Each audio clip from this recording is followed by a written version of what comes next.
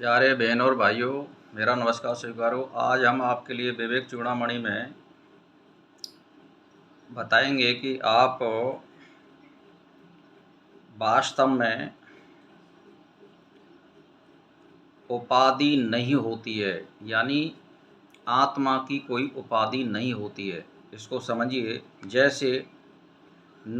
जैसे विचित्र वेश धारण या विन्यास करके रहने पर अथवा उसके अभाव में भी पुरुष ही है, वैसे ही ब्रह्मवेत्ता उपाधि युक्त हो अथवा उपाधि मुक्त सदा ब्रह्म ही है और कुछ नहीं है।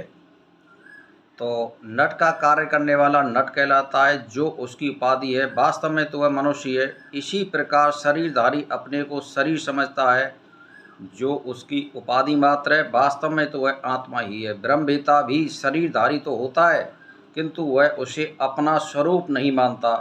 वह आत्मा को ही अपना स्वरूप मानता है, शरीर को उसकी उपाधि मात्र मानता है, अथवा इसे निवास के रूप में घर मात्र समझने लग जाता है या मानता है, जिसके ना रहने पर भी वह अवश्य रहता है। यानी मान के चलिए, मान के चलिए मेरा ये फोटो देख रहे हैं आप, ये केवल कल्पना मात्र है और ये नष्ट भी हो सकता है, और इसमें जो निवास कर रही है इसका असली रूप वही है। इसको कभी बदला नहीं जा सकता है। वो इस शरीर के छूटने के बाद भी अमर है। तो इसीलिए जहाँ गिरे हुए वृक्ष के सूखे पत्तों के समान ब्रह्मीभूत यति का शरीर कहीं भी गिरे, वह तो पहले से ही चेतन अग्नि के दग्ध हुआ रहता है। जो यति ब्रह्म भाव से विलीन हो चुका है, वह शरीर पात की चिंता नहीं करता। वह काशी में गिरे अथवा अगहर में, तीर्थ स्थान में गिरे अथवा जंगल में, ना वह उसकी चिंता करता कि उसकी शव यात्रा में कितने व्यक्ति शामिल होंगे। उसके शरीर को दफनाया जाता है अथवा दाह संस्कार किया जाता है, उसके पीछे पिंडदान किया गया अथवा नहीं। जो जीवात्मा से संबंध विच्छेद कर ब्रह्म भाव में विलीन हो गया, उसके लिए कोई शरीर का कोई महत्व नहीं रह जाता है। सभी प्रकार के कर्म कांड नियम आदि शरीर को अपना स्वरूप मानने के कारण ही किए जाते हैं।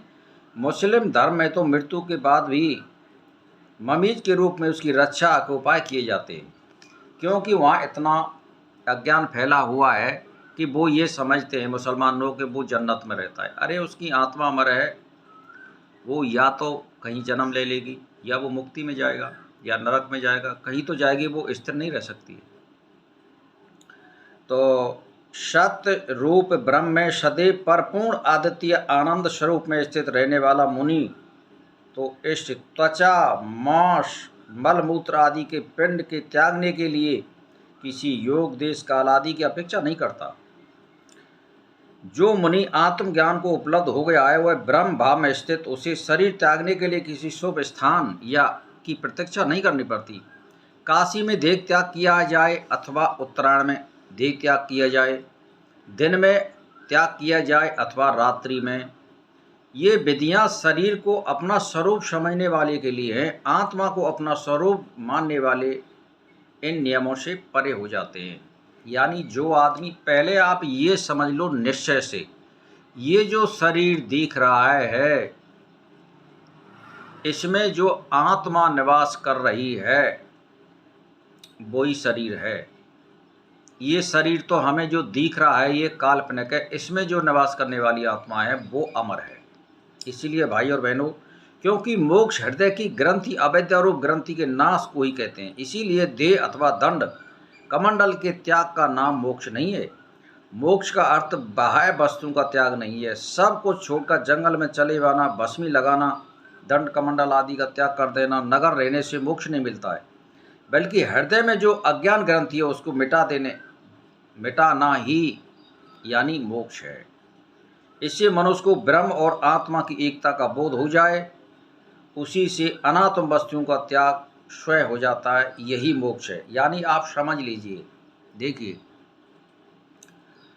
जब आपने किसी चीज़ का, वस्तु का प्रत्यक्ष उसको देख लिया, जैसे मान के चलिए रज्जू शरफ का जो उदाहरण दिया गया है ग्रंथों में, उसका मतलब क्या होता है कि जैसे आपको रात में अंधेरे में वो रस्सी ही शरफ के रूप में मालूम हो रही है, और जब आपको वहाँ प्रकाश करोगे तो आपको मालूम पड़ जाएगा कि ये रस्सी है, शरफ है नहीं, हमको भ्रांति से दिख रहा है। तो अब इसमें तर्क और प्रमाण और युक्ति लगाने की कोई गुंजाइश नहीं रह जाती है।